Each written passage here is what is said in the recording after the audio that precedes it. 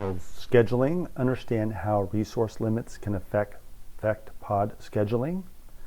This is a continuation of the topic. So in this first part, we're going to talk about Qos classes and how they get assigned to pods. And the key here is that we don't actually assign this class.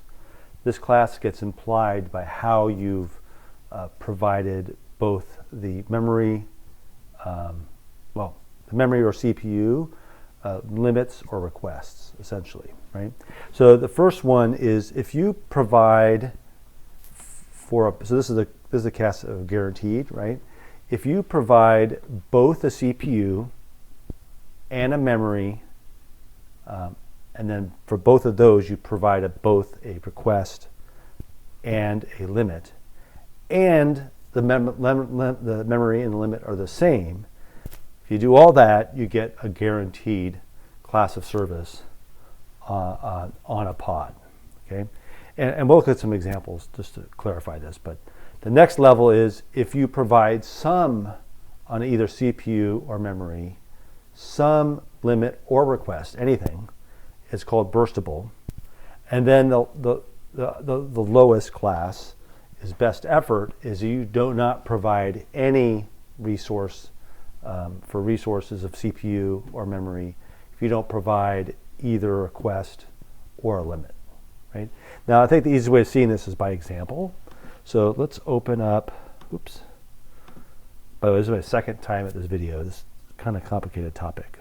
So not this one, but later it gets more complicated. Okay, so let's look at first guaranteed. So guaranteed is sort of the highest class. And you can see that for both requests and limits, I've got CPU and memory supplied.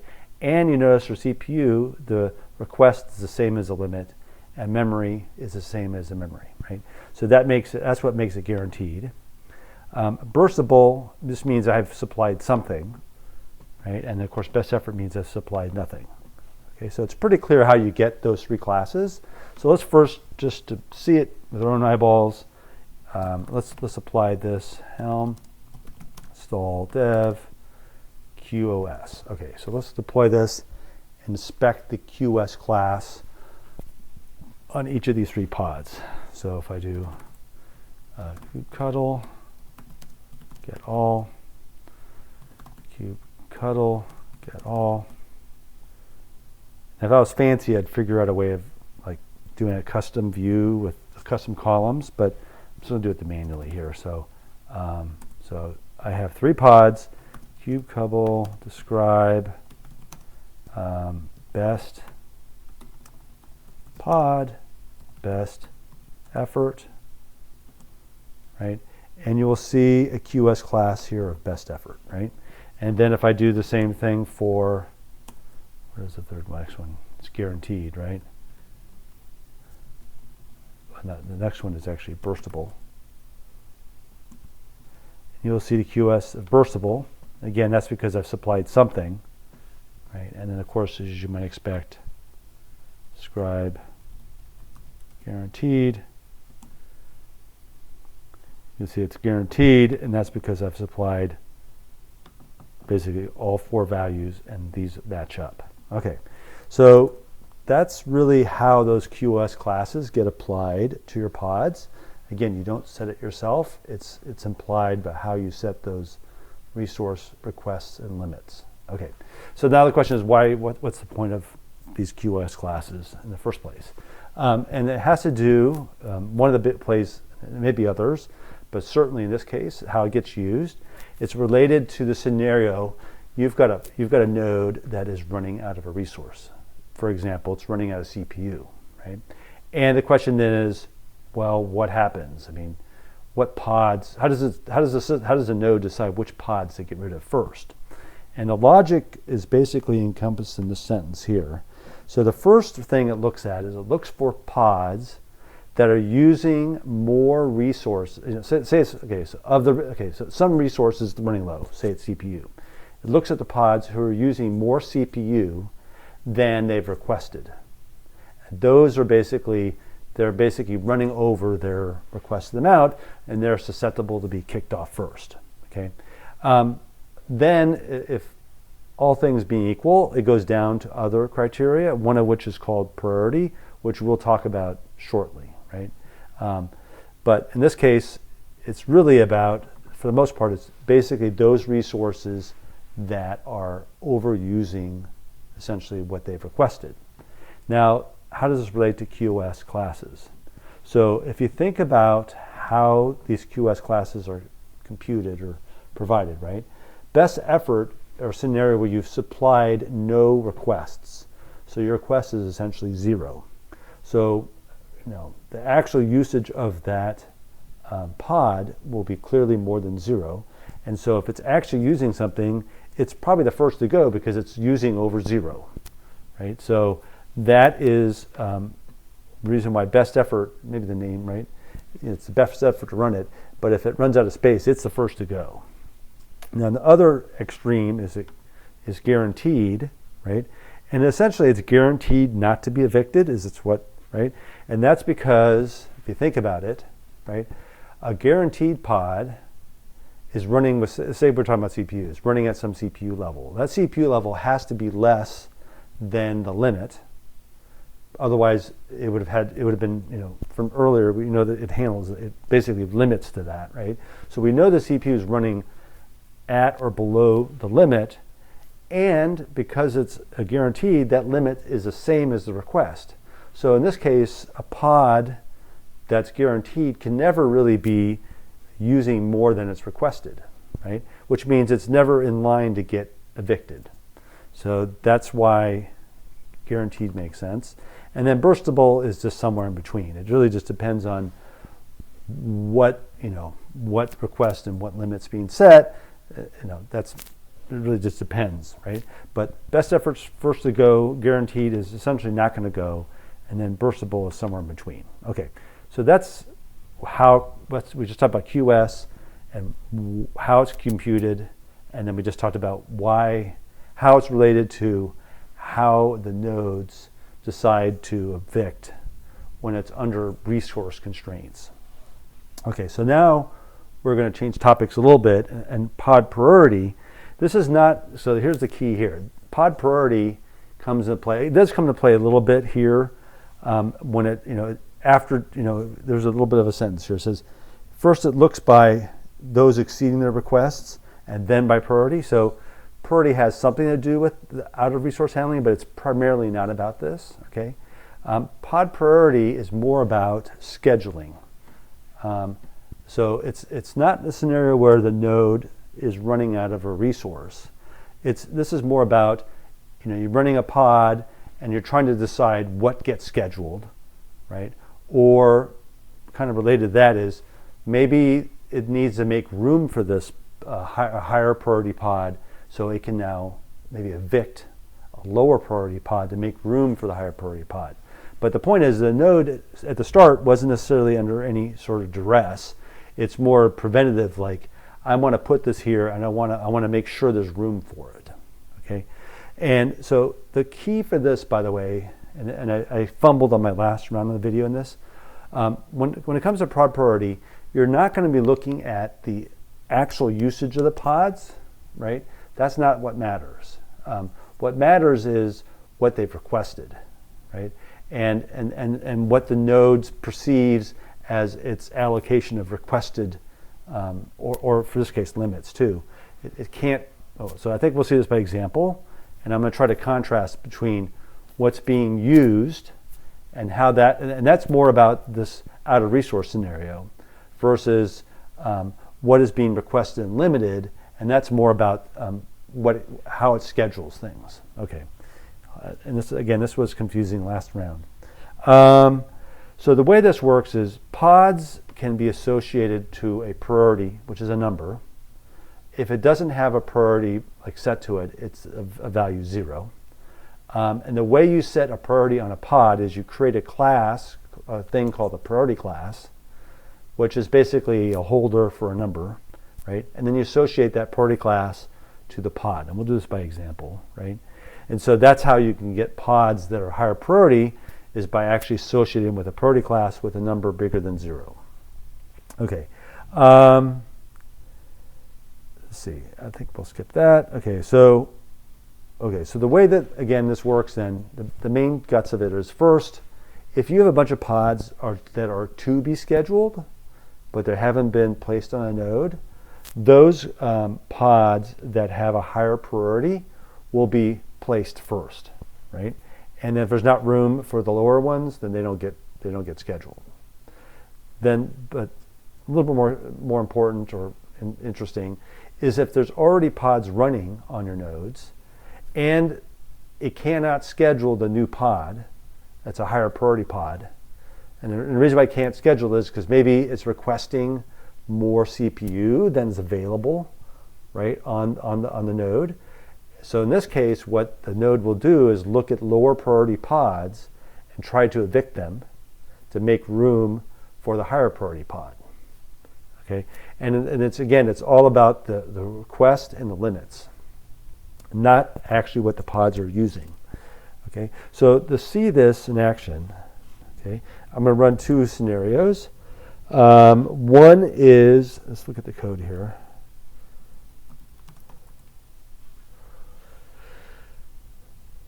Okay, so I'm going to set up an environment where I have a, so I have a pre and post, and so I have a no evict. So I'm going to look at the pre no evict scenario.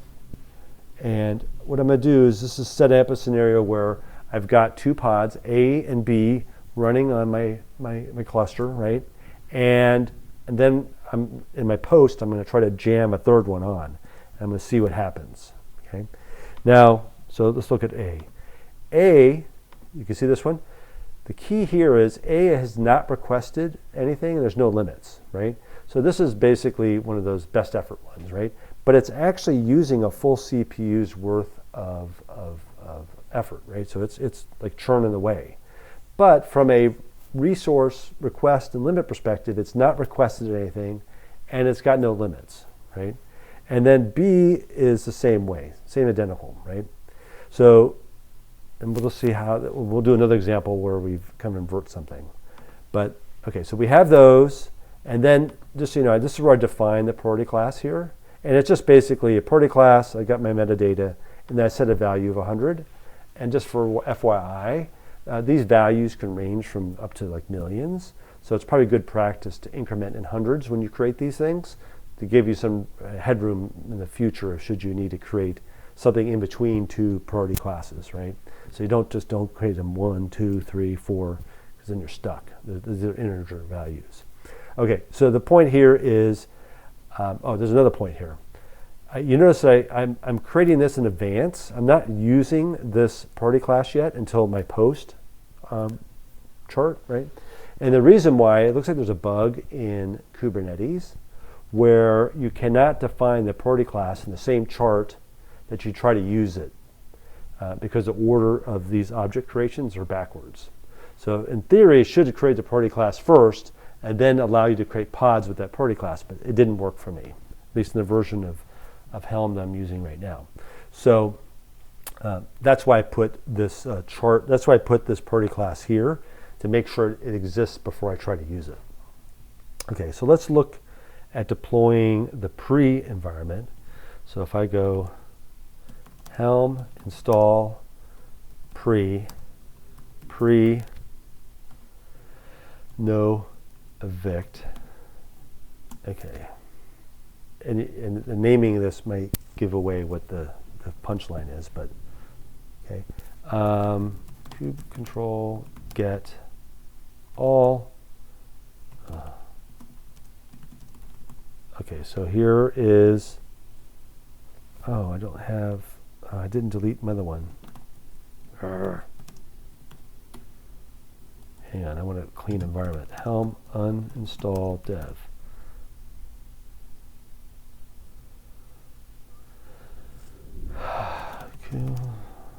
Get all. Okay, let me let the last examples terminate real quick. Let me pause the video for a second. Okay. Get all. I can clearly see they're running. right? If I go kube control or kubectl top pods, I can clearly see they're both actually using quite a bit of CPU, right? And then kubectl, what am I doing here? Describe, give me a second. Kube control, describe nodes is what I want to do. Okay, so the key here is these blocks. Let me look at my first node. Okay, so this block right here is the node's total, like, amount of requests that are, for all the requests across all the pods, right, which is a sum across all the containers. This is the total amount of requests, and then this is the total amount of limits. And you can see that in this case, it's well below 100%. So I have not pre-allocated a lot of CPU to my pods for this node or this node. Right? They're both below, like one's at 32 and one's at 21. And even though my node, my pods here, right, these two pods were essentially best effort pods, right? I didn't request anything. So that's why they're not contributing towards eating up a lot of this number right here. Okay, so the point is, from a scheduling perspective, right? Both nodes have a complete are fine when it comes to requests of CPU, right? I can request quite a bit of CPU here and not exceed the 2 CPUs that I can get up to on this one, and just like for this one. Okay. And so what I'm going to do is look at what I'm going to deploy is, let's look at what I want to deploy and see what happens. So I'm going to do post no vict. I'm going to create another pod here called example, right? And it's not going to really use any CPU, right? I'm just tailing something, so this is basically not going to do anything. But I'm requesting a full CPU worth of request, right? And the question is this going to preempt or evict anything? And as you might have guessed, it's not. And let's run it and I'll explain why. So let's see if I do kubectl, helm install post no evict. Okay. Let this deploy. So this is here, kubectl get all. Okay, so you can see that's running. Ctl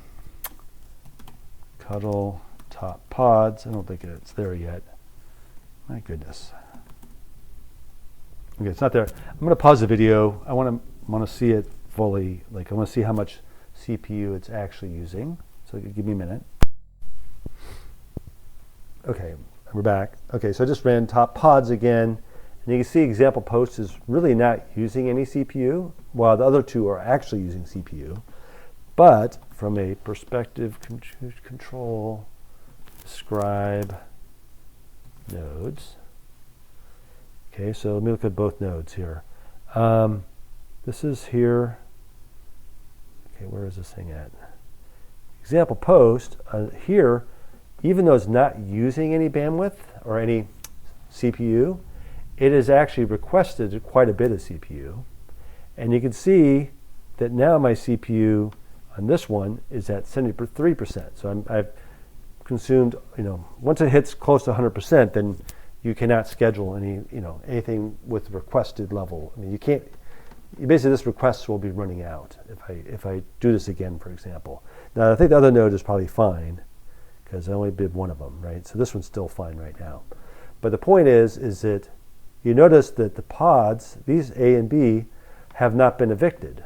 And the reason why they haven't been evicted is when it was going to schedule example post, right? It was fine when it looked at this number beforehand. There was plenty of requests left, so it didn't really think they have to evict anything because as far as it was concerned, there was plenty of capacity left on that node to run, right? And again, it doesn't look at the actual usage to make that decision. It looks at the total amount of requests or limits to make that decision. Okay. So that's why nothing got evicted here. So now let me contrast that with another example. So let me uninstall this. Uninstall post.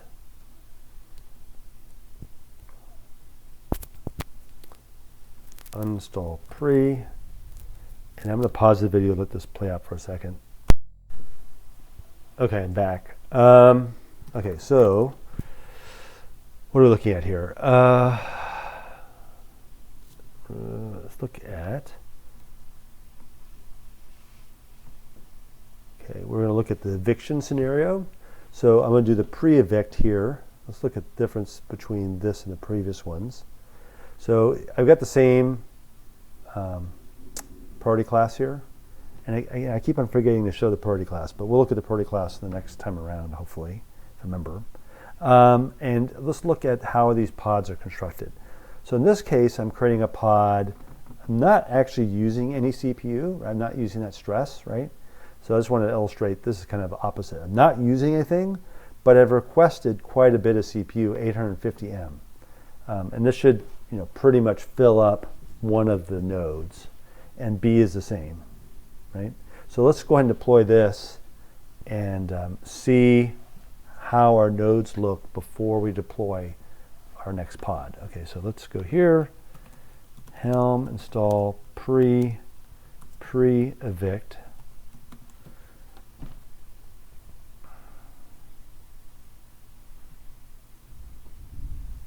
Okay.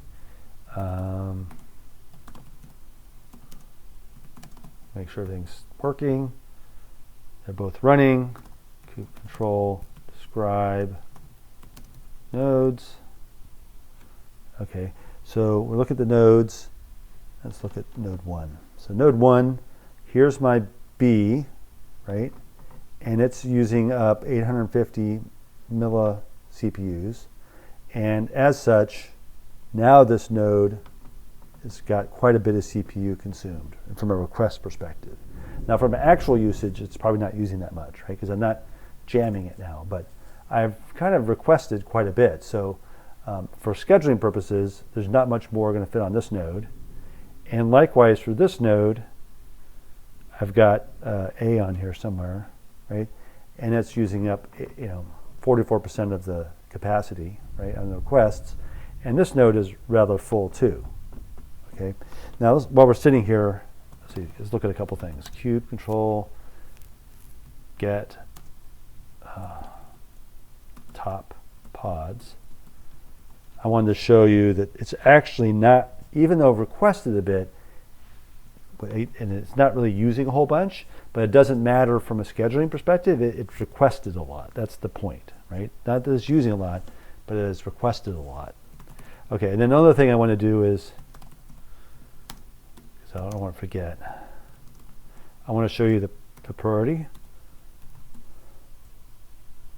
Okay, kube control, describe, pod a pre. And you can clearly see the priority is set to 0 because I've got no class on this one. Okay, so now that we've done this, let's look at what I want to deploy and see if it does what I hope, which is it should evict something. So both nodes from a request perspective on CPU are pretty full, right? And now I'm going to do the post evict, right? And here I have my template, my pod, and here I'm requesting a CPU of 1. So that's quite a bit of CPU it's requesting, and shouldn't, when it tries to schedule it, there shouldn't be any room for it. Then that triggers the eviction process where it should evict one of the two, right? Now, I'm not sure if I showed this earlier, but this is how you assign the priority class. You give it, you point to the name, and then that name refers back to the class, in which case it applies the priority. Okay, so let's look to see Helm. What am I doing here? Helm install post evict. Okay.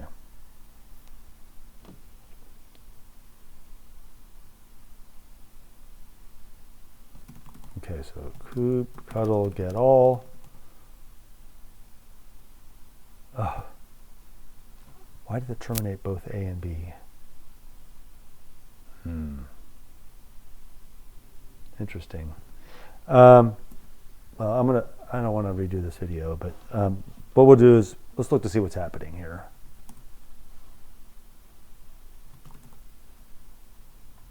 I'm a little frustrated.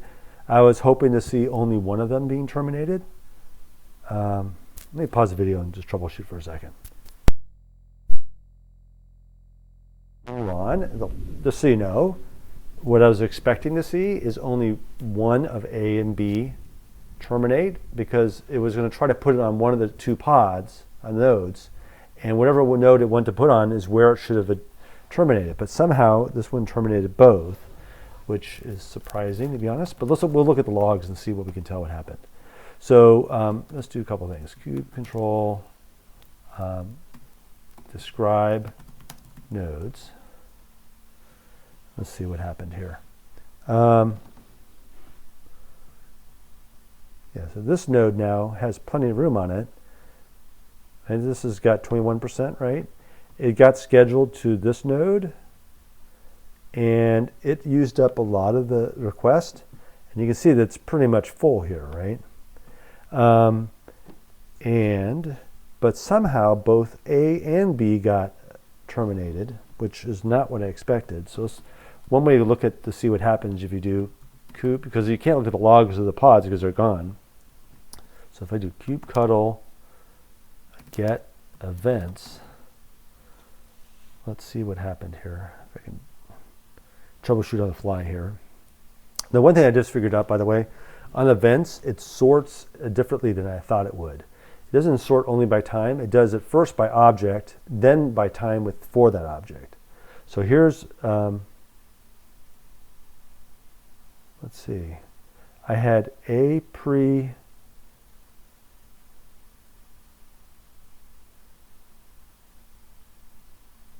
I'm going to pause the video and make sure I understand this before I try to explain it. Give me a second. I've been messing around with this quite a bit, trying to get this perfectly right. But you can look here. If you look at a pre, the history goes down to about here. This is the end of it right here, right? And the key here, as you can see, just 2 minutes ago is when I was messing with this, it got basically it got terminated, right? It got, actually, if you look carefully, it says preempted by default example post, right, on this node, right? So this is what happened to A pre. It got preempted, and I expected that.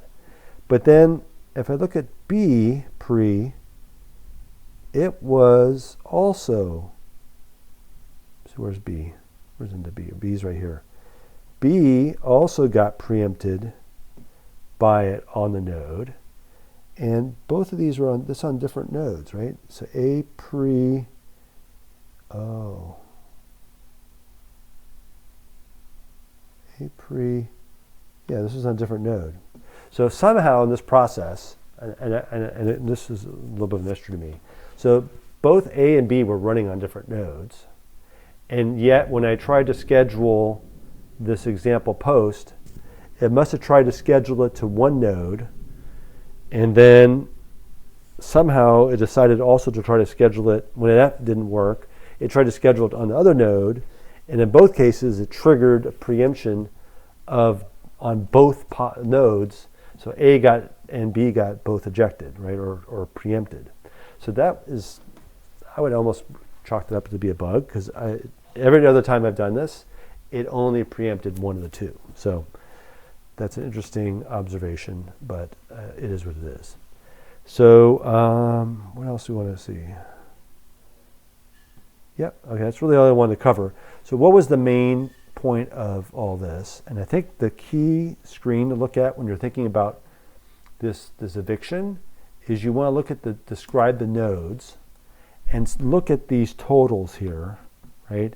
And this is what it's going to use to make decisions around, can it schedule a pod into a node based on resource constraints, and then based on that, it's going to, if it thinks it can't fit it, it's going to start looking through the pods here and their priority and try to evict the ones of lower priority. Oh, and one thing I didn't show,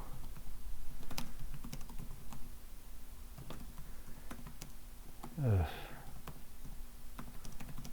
wanted to show the priority showing here, so just cuddle, describe, pod, example, post.